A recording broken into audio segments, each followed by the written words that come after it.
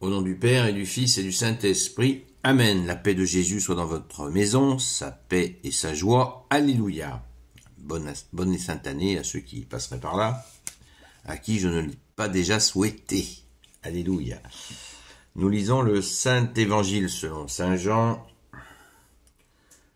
chapitre 1, verset 19 à 28. Que ta parole, Jésus, rentre dans mon esprit, que ma bouche proclame ta parole et que mon cœur l'accueille. Alléluia. Nous parlons de Saint Jean-Baptiste.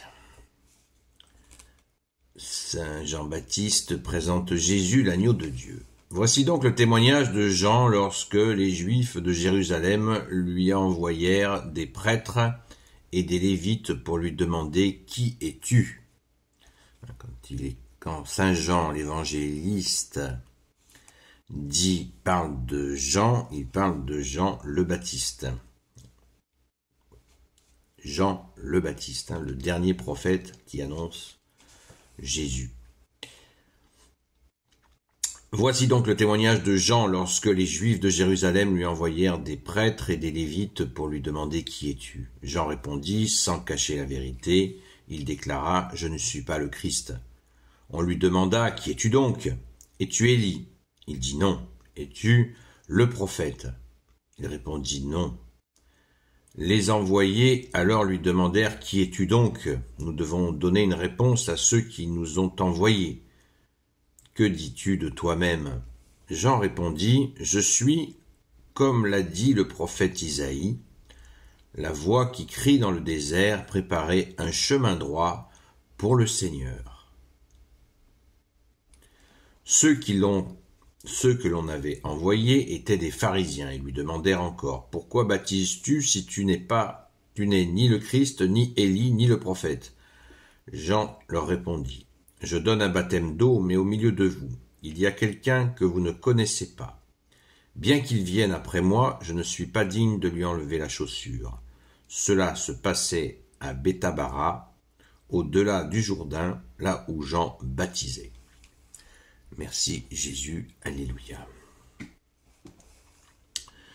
Donc, on se met dans la situation, vous voyez le harcèlement qu'a connu Jésus lui-même par les pharisiens, les maîtres de la loi, Jean le Baptiste l'a subi.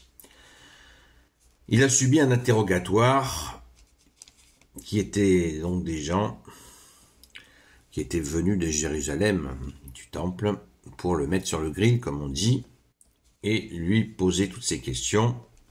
Ce qui est très intéressant à noter, c'est que, à mon humble avis, c'est qu'il lui demande « Es-tu le Christ ?» Intéressant. C'est Saint Jean-Baptiste qui leur dit « Je ne suis pas le Christ ». Est-il Élie? Pourquoi il lui pose la question « Es-tu Élie ?» Parce que Élie avait dit qu'il reviendrait. Il dit qu'il n'est pas Élie. Un peu plus tard, Jésus lui-même nous dira que l'esprit d'Élie est venu accompagner Saint Jean-Baptiste. Puisque Élie avait annoncé son retour, donc ce retour a bien eu lieu, Jésus nous a dit, par Saint Jean-Baptiste. Vous voyez, c'est pour des gens qui n'ont pas l'habitude de cela, il faut vraiment prendre du recul et prenez les informations en les mettant dans un petit coin de votre tête et de votre cœur, bien sûr, de votre esprit, pour, même si vous ne comprenez pas tout d'un coup, c'est pas grave. Environ, pour vous donner une idée générale, environ 30 prophètes, je crois 30 ou 31 prophètes, sont venus, ont été envoyés, mandatés par le Père, qu'ils appelaient l'Éternel. Voilà. Saint Jean-Baptiste est le dernier. Et là, Jésus vient, et c'est terminé. Il n'y a plus de prophètes, et il n'y en aura plus après Jésus. C'est terminé. Comme dit Saint Paul, tout ce qui viendrait après Jésus, rejetez-le. Car Jésus vient apporter tout l'enseignement du Père. Jésus, tu nous dis que tu nous enseignes l'enseignement de ton Père et le comment ton Père veut que nous soyons enseignés.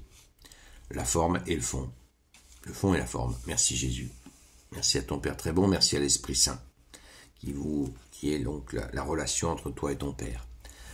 Donc, Saint Jean-Baptiste dit qu'il n'est ni le Christ, ni Élie, ni le prophète. Et quand il dit que vient après lui quelqu'un de bien plus grand que lui, dont il n'est pas digne d'enlever la chaussure. Cette parole mystérieuse, c'est tout simplement une coutume juive. Quand quelqu'un rentrait dans une maison, l'hôte de la maison qui l'accueillait lui enlevait sa chaussure en signe de bienvenue. Voilà. Pratique. Et Saint Jean-Baptiste dit, je ne suis même pas digne de faire cet acte d'humilité, tellement il est grand et puissant, Fils de Dieu. Vous imaginez.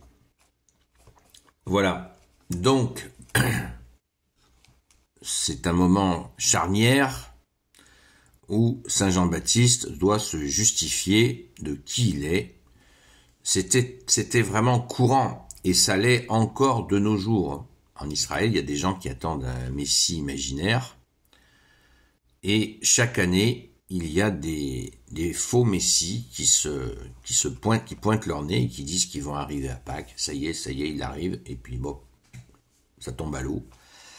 Mais à l'époque, c'était assez terrible parce que les faux Messies, les faux Christ qui venaient, ils avaient coutume de les assassiner.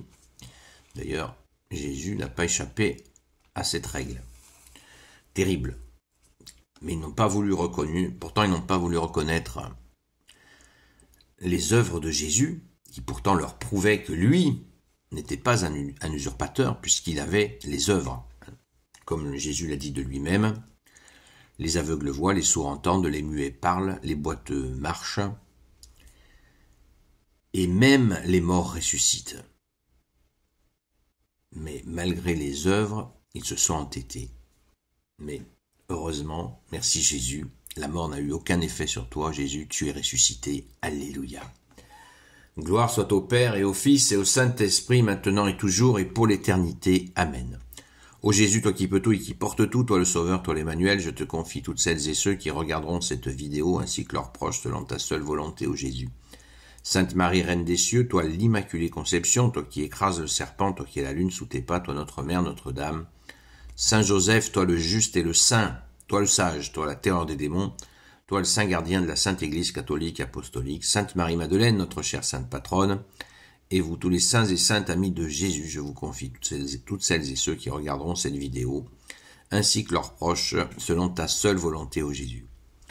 Donc, mesurons bien le travail de Saint Jean-Baptiste, qui en baptisant les gens dans l'eau, ce qui n'est pas le baptême de Jésus, va préparer les gens à accueillir Jésus, comme il l'a dit, il prépare.